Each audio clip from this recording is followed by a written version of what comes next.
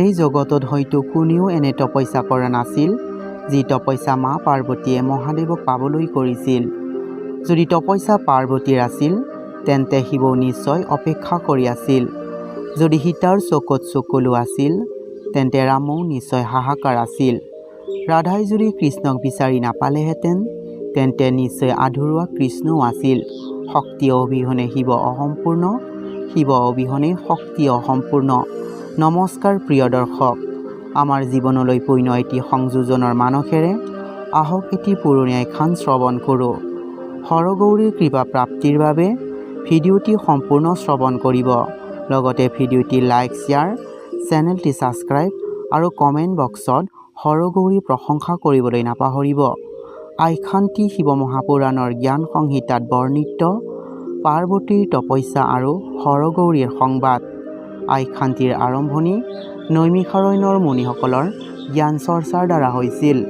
সূত মুনিয়ে নৈমিষাৰণ্যৰ শৌনকাদি মণিগণক কৈছিল, হৰক সেৱা কৰি হিমালয় কন্যা শিৱৰ দ্বাৰা আকৰ্ষিত হৈছিল।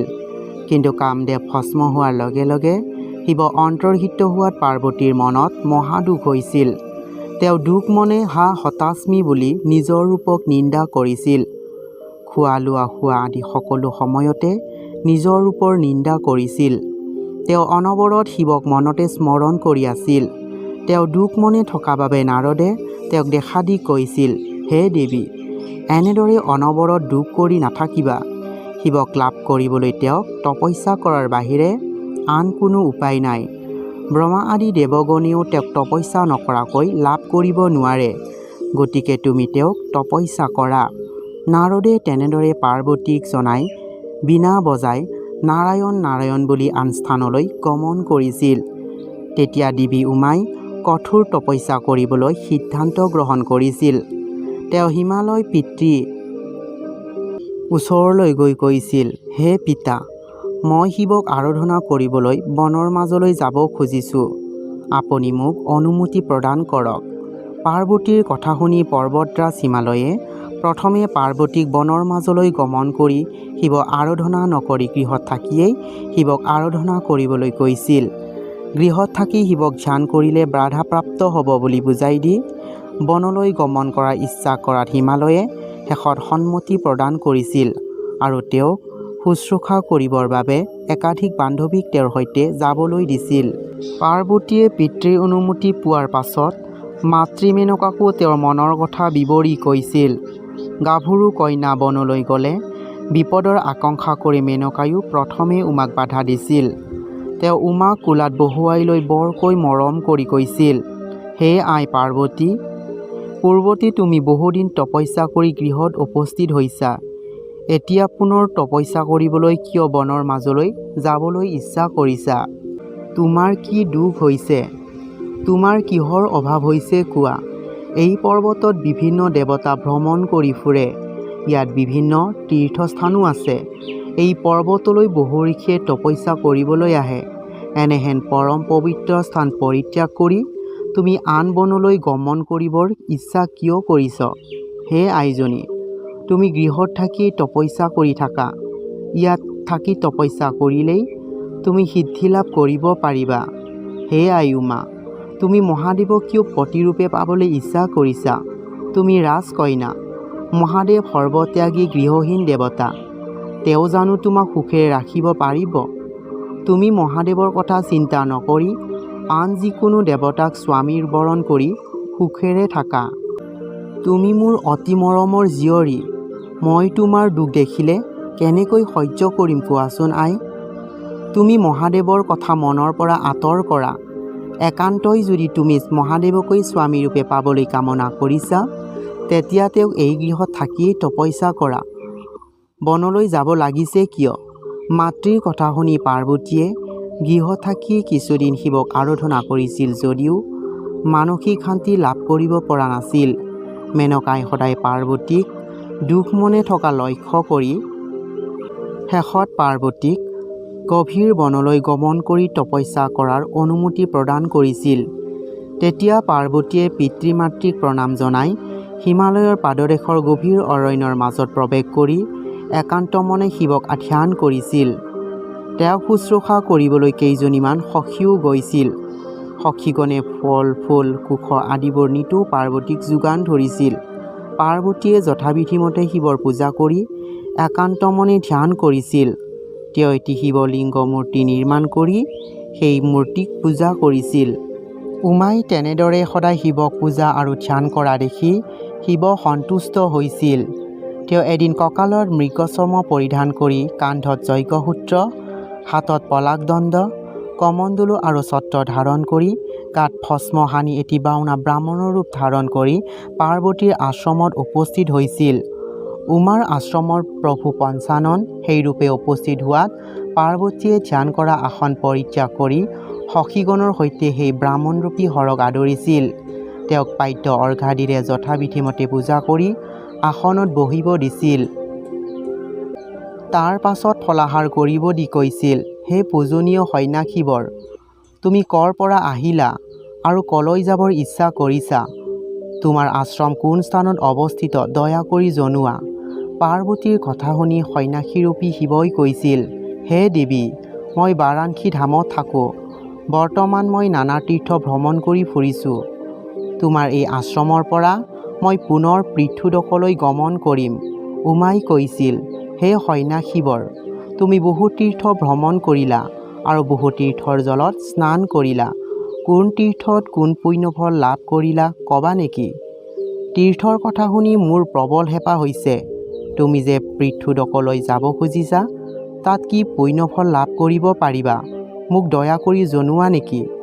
পাৰ্বতীৰ কথা শুনি সন্যাসীৰূপী শিৱই কৈছিল, হে তাপসী, মই প্ৰথমে প্ৰয়াগ তীৰ্থস্থানত জলত স্নান কৰিছোঁ। তাৰ পাছত ক্ৰমান্বয়ে মই কুব্জাম্ৰ, জয়ন্ত, বন্ধুবৃন্দ, কনশল, সৰস্বতী, কৌনত, কৰ্কণ্ড, তক্ষক, চণ্ডিকেশ্বৰ, ভদ্ৰা, কৌটিতীৰ্থ, ত্ৰিবিষ্টৱ, অগ্নিকুণ্ড আদি নানা তীৰ্থস্থান ভ্ৰমণ কৰি তীৰ্থৰ জলেৰে স্নান কৰিলোঁ। সেইবোৰ তীৰ্থস্থানত মই কোনো ফল কামনা নকৰাকৈয়ে স্নানাদি কৰি তোমাৰ ইয়াত উপস্থিত হৈছোঁ। ইয়াৰ পাছত মই পৃথুদকলৈ গমন কৰিম। মই কিন্তু তোমাৰ প্ৰশ্নত বিস্মিত হৈছোঁ। তুমি পূৰ্বতে তেনেধৰণৰ কোনো তীৰ্থস্থান ভ্ৰমণ কৰা নাই নেকি? তুমি মোক সঁচা ক'লে আনন্দিত হ'ম। তুমি গাভৰু। তুমি এই বয়সত কি কাৰণে তপস্যা কৰি দেশহীন কৰিছা জনাবানে? আমি ব্ৰাহ্মণবোৰে তীৰ্থ ভ্ৰমণ কৰা কৰ্তব্য, সেইবাবেই মই বাল্যকালৰ পৰা তীৰ্থ ভ্ৰমণ কৰি আছোঁ। কিন্তু তুমি পৰমা সুন্দৰী গাভৰু হৈও কিয় এনেদৰে তপস্যা কৰি আছা, সেই কথা ভাবিহে আচৰিত হৈছোঁ। যৌৱনকালত সকলো নাৰীয়ে স্বামীৰ সৈতে নানা সুখ ভোগ কৰি থাকে, তোমাক কিন্তু তাৰ বিপৰীত দেখা পাইছোঁ। ইয়াৰ কাৰণ কি জনাবানে? সাধাৰণতে মানুহে ঐশ্বৰ্য, সৌন্দৰ্য, পৰাক্ৰম আদি লাভ কৰিবলৈহে কোনোবা দেৱতাক ধ্যান কৰি থাকে। ব্ৰহ্মচাৰীসকলে পৰম মুক্তি কামনা কৰি পৰমেশ্বৰক ধ্যান কৰি থাকে। কিন্তু তোমাক দেখিলে তোমাৰ কোনো অভিলাষ নাই যেন লাগে। তুমি অলংকাৰ, বস্ত্ৰ, সুখ ভোগ, স্বামী সুখ আদি কামনা নকৰি বাকলি বসন আৰু মূৰত জটা ধাৰণ কৰি কাক ধ্যান কৰিছা জনাবানে? সন্যাসীৰূপী শিৱৰ কথা শুনি পাৰ্বতীৰ সোমপ্ৰভা নামৰ প্ৰিয় সখীজনীয়ে কৈছিল, হে তাপস, মোৰ সখীৰ তপস্যাৰ কথা কওঁ শুনক। এওঁৰ নাম উমা, পাৰ্বতী নামেৰেও জনাজাত। এওঁ মহেশ্বৰক পতিৰূপে পাবলৈ ইচ্ছা কৰি এই স্থানত তপস্যা কৰি আছে। পাৰ্বতীৰ সখী সোমপ্ৰভাৰ মুখে সেই কথা শুনি শিৱই মূৰ জোকাৰি অতি উচ্চস্বৰে হাঁহি পাৰ্বতীক কৈছিল, হে দেৱী, তোমাৰ মনত এই বুদ্ধিৰ উদয় কেনেকৈ হ'ল? তোমাৰ মনোৰম আৰু কোমল হাত দুখন আৰু শিৱৰ ভুজংগ সংগ বাহু, এনে স্থলত তুমি শিৱৰ হাতত ধৰি কি সুখ পাবা বুলি ভাবিছা? তুমি পদ্মফুলৰ পাহিৰ দৰে চকুজুৰিৰে পৰমা সুন্দৰী যুৱতী। শিৱ হৈছে তিনিটা চকু থকা এটি অদ্ভুত স্বভাৱযুক্ত দেৱতা। তোমাৰ মূৰ্তি পৰম সুন্দৰ আৰু শিৱৰ মূৰত জটা ভৰা আৰু দেখিবলৈ বেয়া। তোমাৰ দেহ সুন্দৰ, শিৱৰ দেহ ভস্মসনা আৰু দেখাত বৰ বেয়া। তোমাৰ দেহৰ লগত শিৱৰ দেহৰ কোনো মিল নাই। তেওঁৰ মৃগ চৰ্মধাৰী, তেওঁৰ বাহন বৃষভ। তোমাৰ নামৰ পৰাই বুজিলোঁ তুমি হিমালয় ৰাজৰ কন্যা। শিৱৰ কোনো মা বাপ নাই। তুমি নিজ দেহত বিভিন্ন অলংকাৰ আৰু বস্ত্ৰ পৰিধান কৰি আছিলা। শিৱৰ অলংকাৰ হৈছে নৰমণ্ডু আৰু সৰ্প। হে সুন্দৰী ৰাজকন্যা, তুমি গংগাজল পেলাই দি নাদৰ পানী পান কৰাৰ দৰে কৰ্ম কৰিব খুজিছা কিয়? সূৰ্যৰ কিৰণ পৰিত্যাগ কৰি জোনাকী পৰুৱাৰ পোহৰলৈ আগ্ৰহ কৰিছা কিয়? গৃহবাস পৰিত্যাগ কৰি বনবাস কামনা কৰিছা কিয়? মই ভাবোঁ তুমি যুক্তিহীন কৰ্ম কৰিবহে ওলাইছা হে সুন্দৰী। বাসবাদী দেৱগণক স্বামীবৰণ কৰিব নিবিচাৰি মহাদেৱ ভোলানাথক কিয় স্বামীবৰণ কৰিব বিচাৰিছা বুজি নাপালোঁ। তোমাৰ নিজ গৃহৰ দাস দাসী সৈন্য আত্মীয় স্বজন সকলোবোৰ পৰম সুন্দৰ, আনহাতে শিৱৰ পাৰিষদ বৰ্গ ভূত প্ৰেত আদি। তোমাৰ পিতৃৰ গৃহত দণ্ডভি মৃদংগ পদাদি নানাবিধ বাদ্য সম্ভাৰ আছে। শিৱৰ ডম্বৰু আৰু শৃংগাৰ আদি যি আছে সেইবোৰৰ শব্দ শুনিলে তুমি কেনেকৈ সহ্য কৰিবা? মই ভাবোঁ তোমাৰ লগত শিৱৰ সংযোগ কেতিয়াও উচিত নহ'ব। তেওঁৰ জন্ম কিদৰে হৈছে কোনোৱে নাজানে, কিমান বয়স সেই কথাও কোনোৱে নাজানে। তেওঁৰ নিশ্চয় ধন ঐশ্বৰ্য একোৱেই নাই, সেইবাবে সম্ভৱ দিগম্বৰ হৈ ঘূৰি ফুৰে। তুমি যিজনা স্বামী লাভ কৰিবলৈ ইচ্ছা কৰিছা তেওঁৰ ভাল গুণ বোলা একোৱেই নাই যেন লাগে। ভাল গুণ থাকিলেনো বাৰু তেওঁ মদনক ভস্ম কৰেনে? তেওঁৰ সৈন্যবোৰ হৈছে ভূত প্ৰেত পিশাচ আদি। তেওঁৰ কুম্ভকণ্ঠ অৰ্থাৎ শংখৰ পাকৰ দৰে পথালি আঁচ থকা ডিঙি, গৰলেৰে অৰ্থাৎ বিষেৰে পৰিপূৰ্ণ। তেওঁক সকলোৱে অনাদৰ কৰে। তেওঁ সেইবাবে বনে বনে ভ্ৰমণ কৰি ফুৰে। তেওঁৰ জাতিৰ কোনো স্থিৰতা নাই, অৰ্থাৎ তেওঁ কি জাতিৰ হৈ কথা কোনোৱেই নাজানে। তেওঁৰ কোনো বিদ্যা জ্ঞান দেখাচাৰ নাই। তেওঁ সংসাৰ বিৰাগী। তেওঁ সকলো সময়তে অকলে থাকে, থাকিবলৈ গৃহ নাই। এনেস্থলত তুমি তেওঁক স্বামীবৰণ কৰিবানে?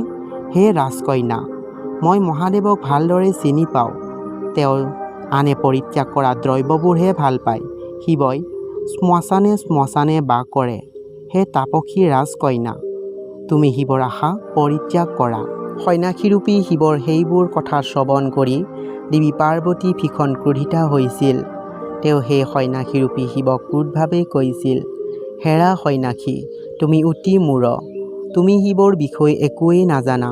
তুমি শিৱক জনা বুলি মিছা কথা কৈছা, নাইবা শিৱ প্ৰভুক যিদৰে দৰ্শন কৰিছা সেই কথাহে কৈছা। তোমাক দৰ্শন কৰি পৰম সুন্দৰ সন্যাসী জ্ঞান কৰিছিলোঁ। যদিও তুমি নিশ্চয় কোনো দুৰাচাৰী, ধূৰ্ত ব্ৰহ্মচাৰী নাইবা দুৰাত্মা। যিয়েই নোহোৱা, মই তোমাক দেৱাদিদেৱ মহাদেৱৰ কথা কওঁ শুনা। হে ভণ্ড সন্যাসী, শিৱ প্ৰকৃততে নিৰ্গুণ দেৱ। তেওঁ বিশেষ কাৰণতহে সগুণযুক্ত হয়। এনে উভয় গুণযুক্ত শিৱৰ কেনেকৈ জাতি থাকিব পাৰে? সেই জনা মহাদেৱ সকলো বিদ্যাৰ অধিষ্ঠাতা। পূৰ্বতে সেই দেৱেই বিষ্ণুক বেদদান কৰিছিল। তেওঁ পৰম আত্মা। তেওঁ যিহেতু পৰিপূৰ্ণ পৰম আত্মা, তেওঁক বিদ্যাৰ প্ৰয়োজন কি? হে তাপস, তেওঁ সকলোৰে আদি পৰম পুৰুষ। গতিকে তেওঁৰ কিমান বয়স কেনেকৈ জানিবা? তেওঁৰ পৰাই প্ৰকৃতিৰ সৃজন হৈছে, গতিকে তেওঁৰ শক্তি অন্বেষণৰ প্ৰয়োজন আছে কি? যিয়ে প্ৰতিদিনে শিৱৰ আৰাধনা কৰে তেওঁৰ ত্ৰিশক্তি প্ৰকাশ পায়। যিজনা ভক্তিভাৱে ধ্যান কৰি মৃত্যুক জয় কৰিব পাৰে সেইজনা প্ৰভুক মৃত্যুঞ্জয় বোলা হয়। সেইজনা প্ৰভু মৃত্যুঞ্জয়ক পূজা কৰি মানুহে সৰ্বৰোগৰ পৰা আৰোগ্য লাভ কৰিব পাৰে। সেইজনা প্ৰভুৱে নিজৰ আৰোগ্য লাভৰ বাবে কি যত্ন কৰিব লাগে কোৱা? তেওঁৰ কৃপাতে দেৱগণে অমৃত পান কৰি অমৰ হ'ব পাৰিছিল। সেই কথা তুমি নিশ্চয় নাজানা। সেইজনা সনাতন প্ৰভুৰ কৃপাতেই দেৱগণে দেৱত্ব লাভ কৰিছিল। সেই কথাও তুমি নাজানা, অথচ তুমি তেওঁক চিনি পোৱা বুলিছা। তেওঁ নিজেই সকলোৰে প্ৰভু। পৰম কল্যাণৰূপী সেইজনা দেৱাদিদেৱ মহাদেৱক পূজা কৰিলে অমূল্য ৰত্ন লাভ কৰিব পাৰি। সদায় শিৱ নাম জপ কৰিলে সকলো ধৰণৰ অমংগল আঁতৰি যায়। যাৰ মুখত সদায় শিৱ নাম উচ্চাৰণ হয় সেইজনাক দৰ্শন কৰিলেও পাপ বিনাশ হয়। তুমি নিশ্চয় সেই কথা নাজানা। তেওঁৱেই জগতৰ ঐশ্বৰ। তেওঁ সবাৰো আদি দেৱতা। তেওঁৱেই সৃষ্টি কৰে, পালন কৰে আৰু সংহাৰ কৰে। তেওঁ পৰম ব্ৰহ্ম, পৰম আত্মা, দেৱ মহেশ্বৰ। তেওঁৰ স্বৰূপ জনা সহজ নহয়। তোমাৰ দৰে ভণ্ড সন্যাসীয়ে তেওঁৰ মহিমা, তেওঁৰ স্বৰূপ, তেওঁৰ শক্তিৰ কথা কেনেকৈ জানিবা? তুমি শিৱতত্ত্ব নজনাকৈয়ে শিৱ নিন্দা কৰিছা। তুমি যি পুণ্যফল অৰ্জন কৰিলা শিৱ নিন্দা কৰাৰ বাবে সেই পুণ্যফল বিনাশ হ'ব। তোমাৰ দৰে শিৱ নিন্দা কৰা মহাপাপীক পূজা কৰিলে নাইবা দৰ্শন কৰাজনে বস্ত্ৰসহ স্নান কৰাহে উচিত। হেৰা ভণ্ড তপস্বী, সৰ্বগুণাধাৰ দেৱাদিদেৱ মহেশ্বৰক বসন ভূষণৰ কি প্ৰয়োজন? তেওঁ শিৱ কিম্বা ভীম, ধনী বা নিৰ্ধনী যিয়েই নহওক, তেওঁৱেই মোৰ স্বামী, তেওঁৱেই মোৰ আৰাধ্য দেৱতা। মই তেওঁৰ বাহিৰে আনক জনাৰ প্ৰয়োজন নাই। দেৱী উমাই ক্ৰোধভাৱে সন্যাসীৰূপী শিৱক তেনেদৰে কৈ সখীসৱক কৈছিল, হে সখীসৱ, মই মহাদেৱৰ বাহিৰে আন কোনো দেৱতাক স্বামী বৰণ নকৰোঁ। গতিকে হে সখী সোমপ্ৰভা, তুমি এই সন্যাসীক কোৱা, তেওঁ যেন পুনৰ শিৱ নিন্দা নকৰে। হে সখী, নিন্দুক যিমান পাপী হয়, শ্ৰোতা ততোধিক পাপী হয়। মই ভাবোঁ এই দুষ্ট ভণ্ড সন্যাসীয়ে পুনৰ শিৱ নিন্দা কৰিব। গতিকে আমি এই স্থান পৰিত্যাগ কৰাহে উচিত হ'ব। তোমালোক আটাইয়ে আমি ব্যৱহাৰ কৰা সামগ্ৰীবোৰ লোৱা। ইয়াৰ পৰা আমি অনতি পলমে আন স্থানলৈ গমন কৰি শিৱক আৰাধনা কৰাহে উচিত হ'ব। উমাই তেনেদৰেকৈ আসন ত্যাগ কৰি আন স্থানলৈ যাবলৈ সাজু হৈছিল। তেনেতে শিৱই সন্যাসীৰ বেশ পৰিত্যাগ কৰি নিজৰ দিব্যৰূপ ধাৰণ কৰিছিল। ইমান দিনে পাৰ্বতীয়ে যাক ধ্যান কৰিছিল, সেই আৰাধ্য দেৱতাক সন্মুখত দৰ্শন কৰি তেওঁৰ পৰম আনন্দ লাভ হৈছিল। তেওঁৰ মনত শিহৰণ জাগিছিল। তেওঁ লাজভাৱ দেখুৱাই শিৱৰ চৰণ যুগললৈ লক্ষ্য কৰিছিল। তেতিয়া শিৱই উমাক কৈছিল, হে প্ৰিয়ে, তুমি মোক ত্যাগ কৰি কলৈ যাব খুজিছা? তুমি মোক পৰিত্যাগ কৰিলেও মই তোমাক ত্যাগ কৰিব নোৱাৰোঁ। মই তোমাৰ ভক্তিত পৰম সন্তুষ্ট হৈছোঁ। তুমি কি বৰ খুজিব বিচাৰিছা কোৱা? তপস্যা, প্ৰেমাতিশয্য, সৌন্দৰ্য আদি যি বিচৰা মই তাকেই দিম। মই তোমাৰ কৃতদাস হ'লোঁ বুলি ধৰি লোৱা। হে দেৱী, তুমি পূৰ্বজন্মত মোৰ পত্নী সতী আছিলা। এই জন্মত তুমি গিৰিৰাজ, হিমালয় আৰু মেনকাৰ কন্যা পাৰ্বতী হৈছা। তুমি সৰ্বকালে মোৰ প্ৰিয়তমা। সেইবাবে তুমি মোক পাবলৈ ধ্যান কৰিছিলা। হে প্ৰিয়ে, এতিয়া তুমি মোক লাভ কৰিবলৈ পুনৰ তপস্যা কৰাৰ কোনো প্ৰয়োজন নাই। তুমি এতিয়া পিতৃৰ ভৱনলৈ গমন কৰা। তুমি মোৰ মৃন্ময় লিংগমূৰ্তি ভদ্ৰেশ্বৰ ৰূপত ভক্তিভাৱে পূজা কৰিলা। গতিকে এই লিংগ ভদ্ৰেশ্বৰ নামে ধাৰাধামত বিখ্যাত হ'ব। এই লিংগ দেৱতা দানৱ, যক্ষ আৰু উৰগগণে ভক্তিভাৱে পূজা কৰিব। মানুহে শুভ কামনা কৰি এই লিংগ পূজা কৰিব। হে সুন্দৰী, তুমি মোৰ পূৰ্বৰ প্ৰিয়তমা পত্নী দক্ষৰ কন্যা সতী। তুমি দেহ ত্যাগ কৰাৰ পাছৰ পৰা তোমাক দৰ্শন কৰিব নোৱাৰি মই বৰ দুখ পাইছিলোঁ। এতিয়া তোমাক পুনৰ এই ৰূপত দৰ্শন কৰি পৰম আনন্দিত হৈছোঁ। বিলম্বৰ কোনো প্ৰয়োজন নাই। তুমি কৃপা কৰি মোক আলিংগন কৰা। শিৱৰ কথা শুনি পাৰ্বতীয়ে লাজতে মূৰণত কৰিছিল। তেওঁৰ পুৰণি সকলো দুখ মনৰ পৰা আঁতৰি গৈছিল। মনত বিমল আনন্দ লাভ কৰিছিল। তেওঁ লাজ ভাৱেৰে শিৱলৈ লক্ষ্য কৰি সখী সোমপ্ৰভাৰ মুখে নিজৰ মনৰ কথা শিৱৰ আগত প্ৰকাশ কৰিছিল। সোমপ্ৰভাই দেৱাদিদেৱ মহাদেৱক প্ৰণাম জনাই কৈছিল, হে মহাদেৱ, আপুনি যদি মোৰ সখী পাৰ্বতীৰ প্ৰতি তুষ্ট হৈছে, তেতিয়া আমি আপোনাৰ কথামতে গিৰিৰাজ হিমালয়ৰ গৃহলৈ গমন কৰোঁ। হে প্ৰভু, আপুনি যদি মোৰ সখী উমাক বিবাহ কৰাবলৈ ইচ্ছা কৰে, তেতিয়া প্ৰসিদ্ধ পুৰুষসকলে যি নিয়মে শুভ বিবাহ কৰে, সেই প্ৰথাৰে আপুনিও মোৰ সখীক বিবাহ কৰালে সুখী হ'ম।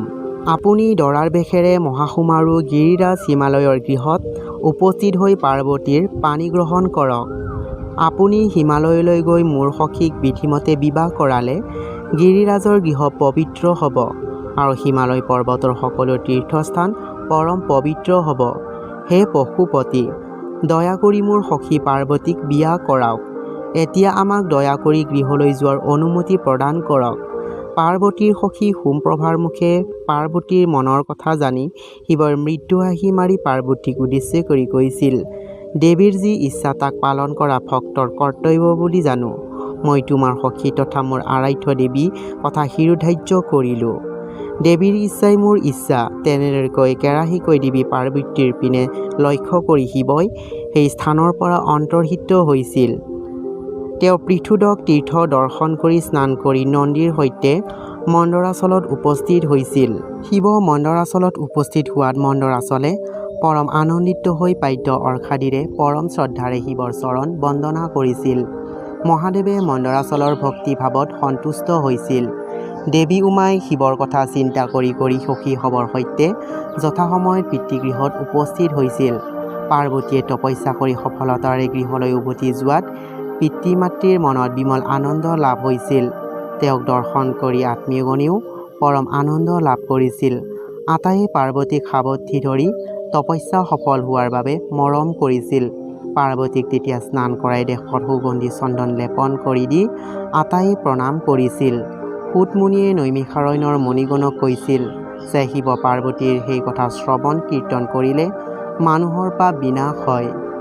প্ৰিয় দৰ্শক, মা পাৰ্বতীয়ে নিজৰ প্ৰেমৰ অস্তিত্ব বিচাৰি পাইছিল তপস্যাৰ দ্বাৰা শিৱ তত্ত্বত বিলীন হৈ। মা পাৰ্বতীয়ে সমগ্ৰ জগতক অনন্য অমৰ প্ৰেমৰ নিদৰ্শন দি গৈছে। শিৱ আৰু পাৰ্বতীৰ দৰে আপোনাৰো প্ৰেম পাহাৰৰ দৰে শক্তিশালী আৰু সাগৰৰ দৰে গভীৰ হওক। মা পাৰ্বতী আৰু ভগৱান মহাদেৱৰ আশীৰ্বাদ আৰু কৃপাদৃষ্টি আপোনাৰ লগতে আপোনাৰ পৰিয়ালৰ ওপৰত বৰ্তি থাকক। হৰগৌৰীৰ প্ৰশংসা হওক।